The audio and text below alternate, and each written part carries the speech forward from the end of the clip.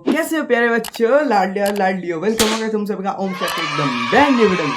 तो गाइस आज का वीडियो एकदम ही फनी नहीं होने वाला, क्योंकि गाइस आज का वीडियो है question to our government and our system. क्या इस देश में ईमानदारी और मेहनत से सक्सेसफुल हुआ जा सकता है, या बहुत पैसा और बहुत सबसे आगे है? क्या इस देश में ईमानदारी से सच में बड़ा मुकाम हासिल किया जा सकता है? तो गाइस आप सभी ने तो न्यूज़ सुना होगा भाई, 2026 का नीट का पेपर जो है वो लीक हो गया है। जिनको नहीं पता, let me give some context भाई। तो 2026 का नीट का पेपर जो कि है वो लीक हो चुका है, और गाइस लगभग 22 लाख स्टूडेंट को फिर से ये एग्ज़ाम देना पड़ेगा भाई। तो गाइस अकॉर्डिंग टू सोर्स भाई, ये पेपर मेनली राजस्थान से भाई लीक हुआ है। बिना देरी किए चलो नीट के इस लीक पेपर के पीछे जो कॉन्स्पिरेसी है उसे जानते हैं और रिवील करने की कोशिश करते हैं भाई, समझते हैं। और वीडियो अच्छा लगे वीडियो को लाइक कर देना, कमेंट कर देना, शेयर कर देना, चैनल को सब्सक्राइब जरूर से कर देना। चलो गाइस बिना देर किए वीडियो की ओर बढ़ते हैं। तो भाई वीडियो स्टार्ट हो चुका है भाई, और वीडियो मैंने 4 मिनट्स बाद से स्टार्ट किया है, क्योंकि इससे पहले वो थोड़ा ज़्यादा बक रहा था और बेकार बक रहा था, इसलिए भाई 4 मिनट्स के बाद से यहाँ से असली वीडियो स्टार्ट होता है। अब ये कहानी थी पेपर लीक क्यों होता है। अब समझाते हैं कि पेपर लीक कैसे होता है, कहां से पेपर लीक होता है। यहाँ से स्टार्ट है। तो जब भी कोई पेपर लीक होता है तो लोग हैरान हो जाते हैं कि सीसीटीवी था, सील्ड बॉक्स था, सुरक्षा थी, इतनी सारी सख्ती थी, इसके बावजूद पेपर लीक हो कैसे जाता है। तो हम आपको बता दें कि पेपर लीक किसी एक आदमी का काम नहीं, इसके लिए बाकायदा पूरा गिरोह काम करता है। मतलब भाई कोई एक बंदा इंडिविजुअल एक पेपर लीक नहीं कर सकता भाई, इसके लिए पूरा एक टीम है, मतलब पेपर लीक करने के लिए। सबसे खतरनाक बात यह है कि यह खेल अक्सर सिस्टम के अंदर से शुरू होता है। ओह शिट भाई साहब, मतलब जो लोग पेपर बनाते हैं इनडायरेक्टली वही लीक करते हैं भाई। मतलब सिस्टम के अंदर जो लोग हैं ना, वही पेपर लीक का पहला सबसे बड़ा जो कारण है ना, वो वहां से स्टार्ट होता है पेपर लीक। किसी भी बड़ी परीक्षा का पेपर कई महीने पहले तैयार होना शुरू होता है।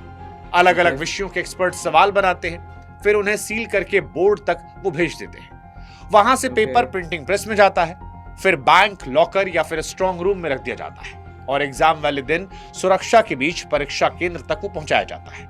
ऊपर से देखने में यह सिस्टम बहुत मजबूत लगता है, लेकिन असली खेल जो है वो वहीं उसी जगह शुरू होता है जहां पर सबसे ज्यादा भरोसा किया जाता है। कई बार प्रिंटिंग प्रेस के कर्मचारी पेपर की फोटो खींच लेते हैं, कहीं रास्ते में लीक कर देते हैं, कई बार स्ट्रांग रूम के अंदर से बाहर निकाला जाता है।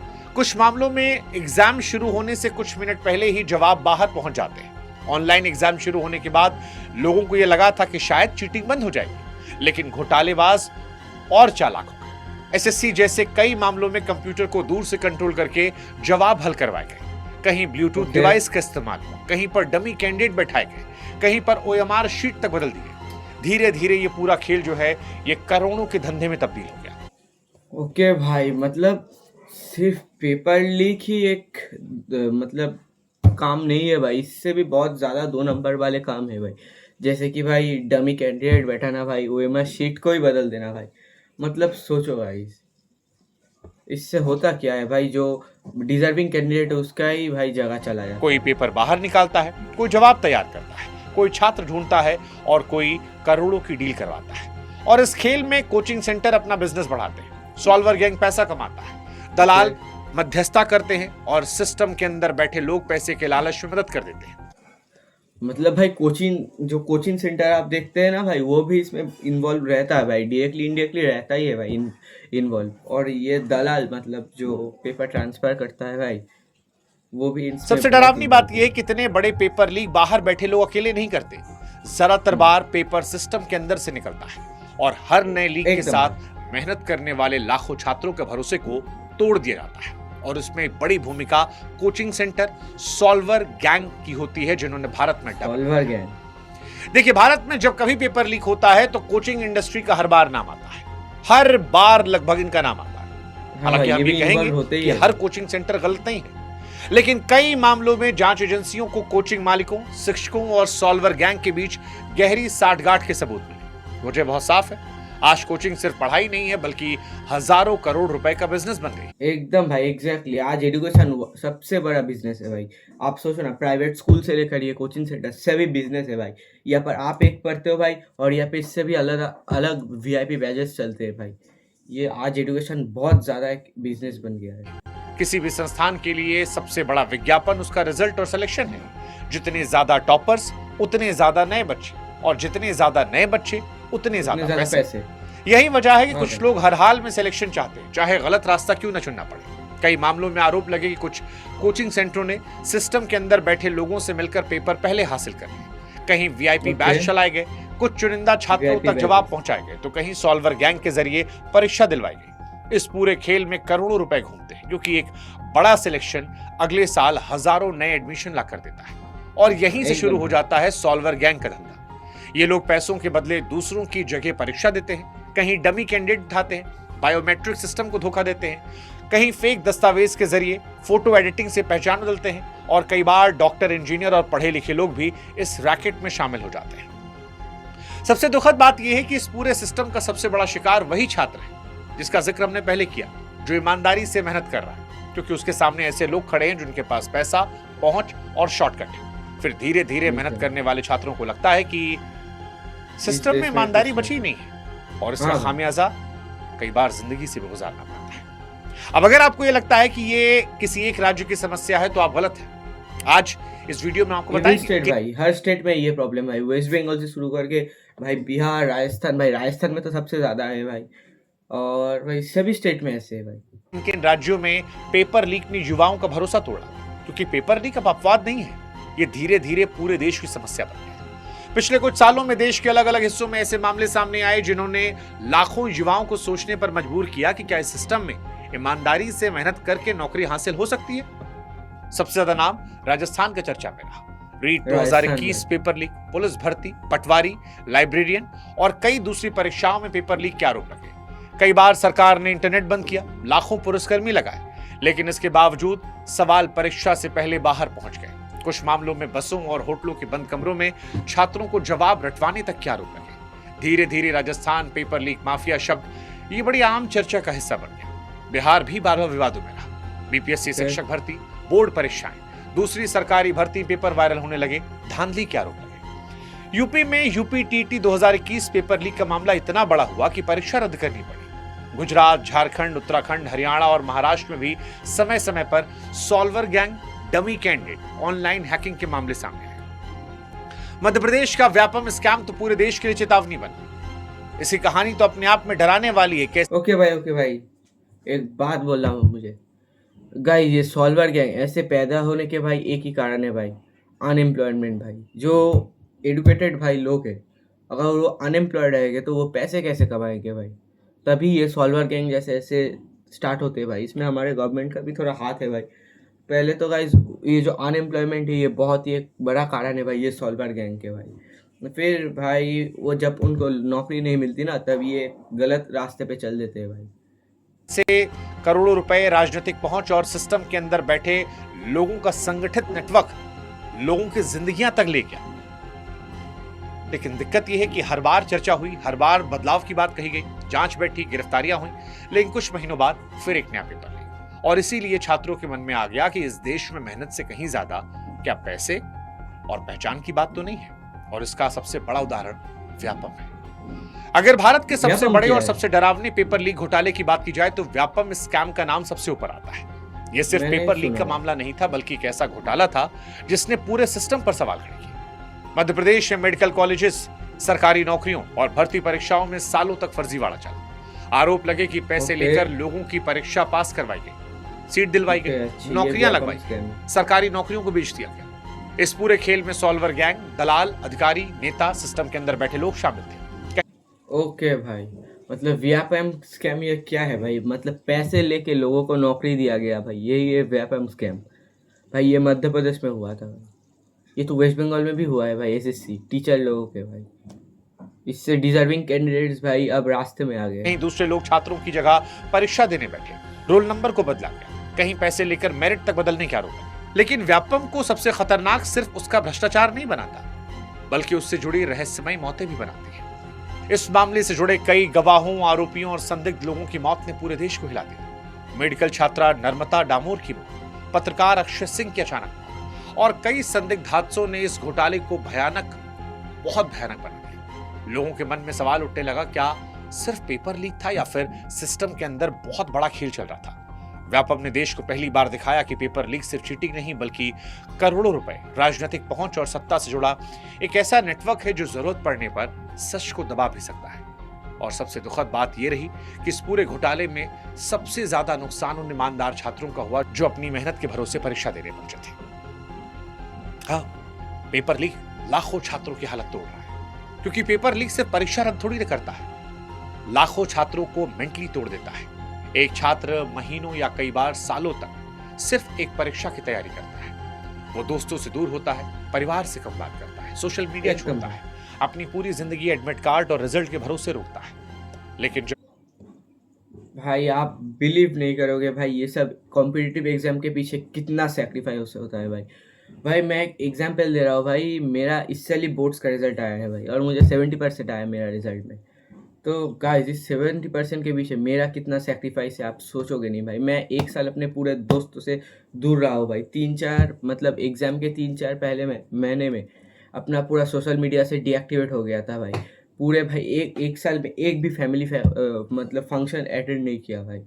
तो फिर ये तो मेरा बोर्ड्स, साधारण एक बोर्ड्स का एग्ज़ाम है भाई। अब जो कॉम्पिटिटिव एग्ज़ाम वाले हैं, अब सोचो वो अपना पूरा ज़िंदगी भाई सेक्रीफाइस कर देते हैं भाई एग्ज़ाम के पीछे। और जब रिज़ल्ट आता है तब उसके थोड़े बाद ही मैसेज आता है कि पेपर लीक हो गया, फिर से एग्ज़ाम देना पड़ेगा।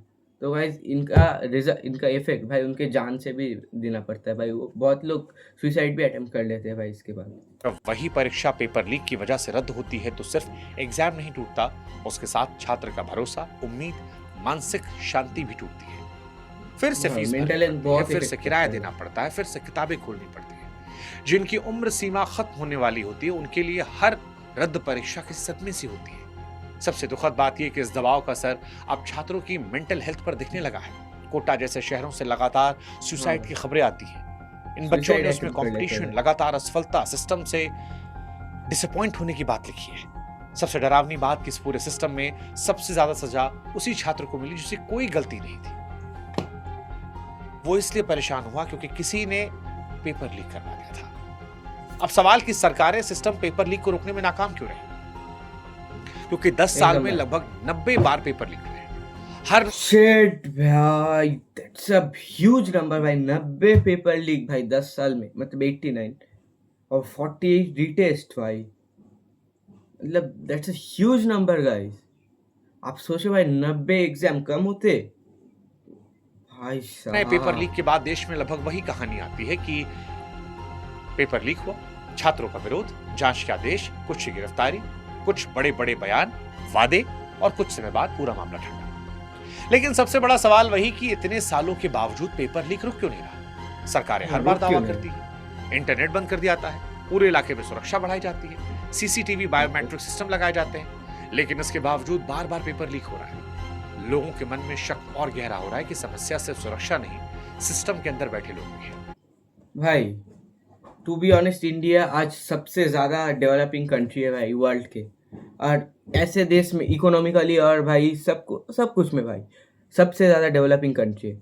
और इतने डेवलपमेंट के बाद भी अगर ऐसे पेपर लीक हुए तो भाई ये डेवलपमेंट ज़्यादा दिन भाई लास्ट नहीं करेगा भाई। क्योंकि गाइज ये युवा ही अगले मतलब फ्यूचर में जाके देश चलाएंगे भाई। तो अगर ऐसे ही चलता रहा तो भाई अनडिजर्विंग कैंडिडेट को भाई वापस जगह मिल जाएगी और देश का फिर से डाउनफॉल स्टार्ट हो जाएगा भाई। यह हमारे गवर्नमेंट को भी समझना चाहिए भाई।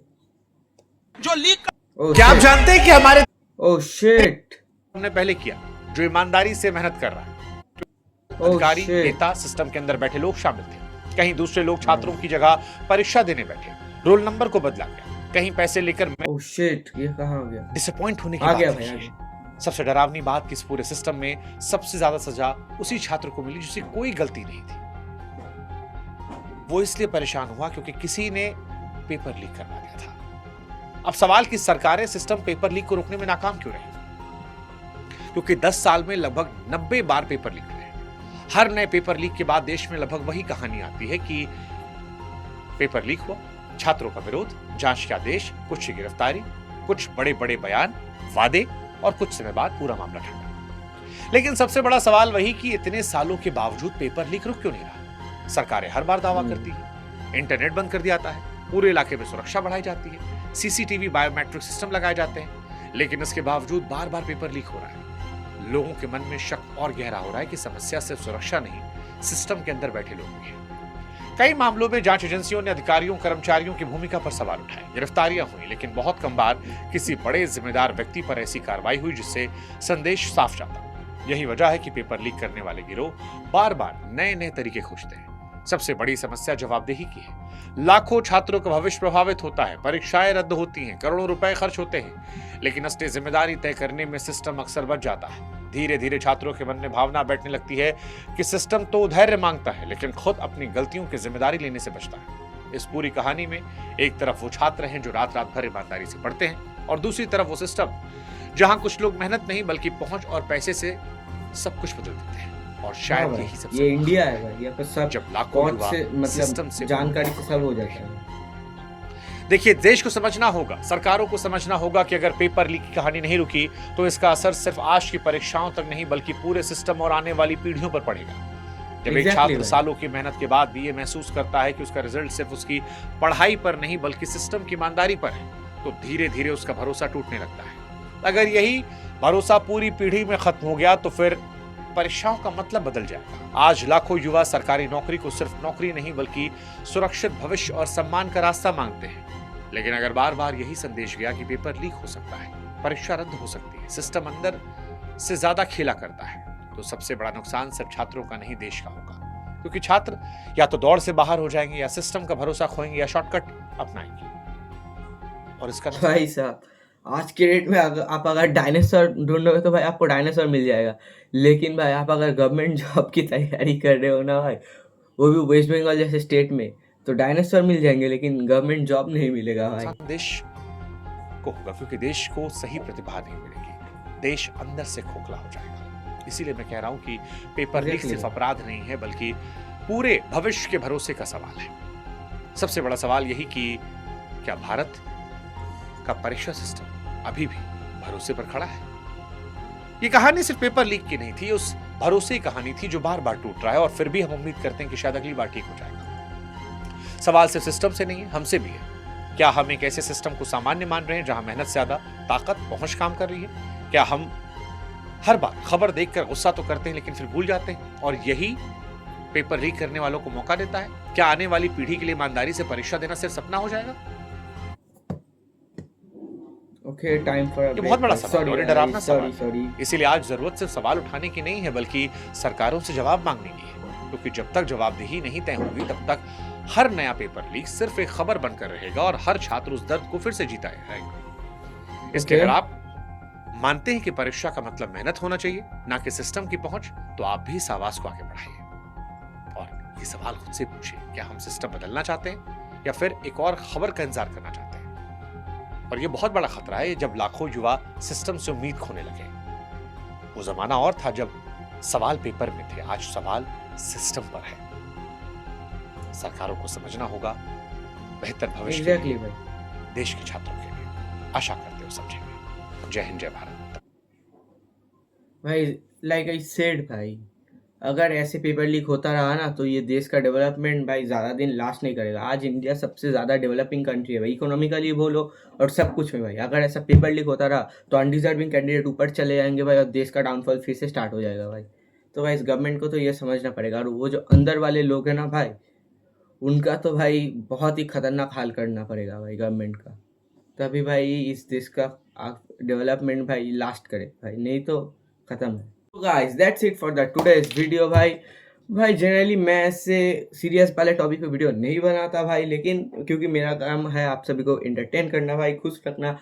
लेकिन गाइस मुझे बनाना पड़ा क्योंकि नीट का ये जो टॉपिक है ना ये भाई ट्रेंडिंग पे चल रहा है भाई, और वीडियो डिले और देरी होने का भी थोड़ा कारण है मेरा भाई, तबीयत थोड़ा नहीं बहुत ज़्यादा ख़राब है भाई। लेकिन भाई तबीयत ख़राब के बगैर भी मुझे वीडियो बनाना पड़ा क्योंकि ये टॉपिक ट्रेंडिंग पे है भाई। एनीवेज भाई, वीडियो अच्छा लगे वीडियो को लाइक कर देना, कमेंट कर देना, शेयर कर देना, चैनल को सब्सक्राइब जरूर से कर देना। Till then I will see you on next one, तब तक के लिए पीस।